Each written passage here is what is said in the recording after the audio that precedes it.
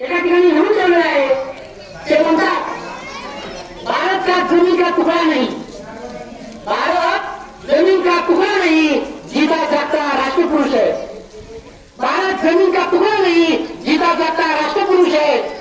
ये चंदन की भूमि है, अभिनंदन की भूमि है, ये दर्पण की भूमि है, ये अर्पण की भूमि है।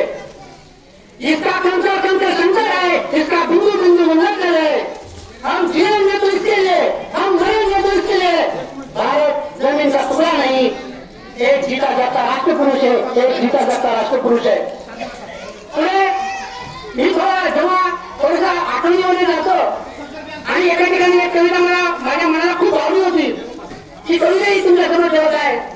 या कवितेचे शब्द आहेत प्रशांत मोरे सरांचे, ते औरंगाबादचे आहेत। एक गोरगरीब कुटुंबातला मुलगा जो तुमचा कॉलेज करायचा, रात्री बिअरबारमध्ये काम करायचा आणि त्यांना अशा प्रकारे विद्यापीठामध्ये आपली पदवी पूर्ण केली, त्या प्रशांत मोरे सरांनी लिहिलेली कविता आहे, ही तुमच्या समोर ठेवत आहे।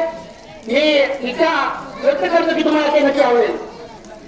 प्रशांत सर म्हणतात, माझ्या मायेचा चित्रांग, कवितेचं नाव आहे माझ्या मायेचा चित्रांग, मला भारत वाटते, माझ्या मायेचा चित्रांग, मला भारत वाटते, तिचा उडता पदर मला तिरंगा भासते, तिचा उडता पदर मला तिरंगा भासते, तिची फाटकी चोळी, तिचं फाटकी उघड, तिची फाटकी चोळी, तिचं फाटकी उघड, त्या फाटक्या उघडाले तिची त्याची सखी गळ, समजा भारतात मधले मला परांत वाटते, समजा भारतामधले मला परांत वाटते, माझ्या मायेचा चित्रांग मला भारत वाटते, माझ्या मायेचा चित्रांग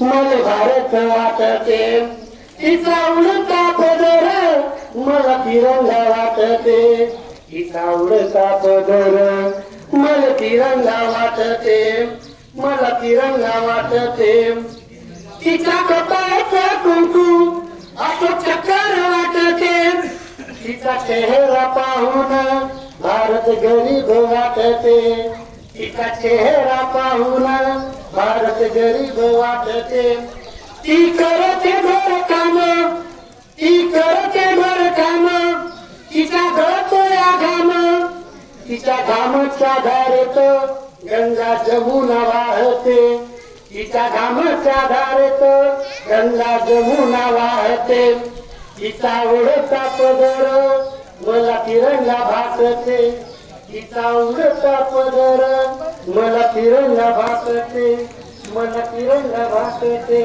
मला तिरंगा भासते। जय हिंद, जय महाराष्ट्र।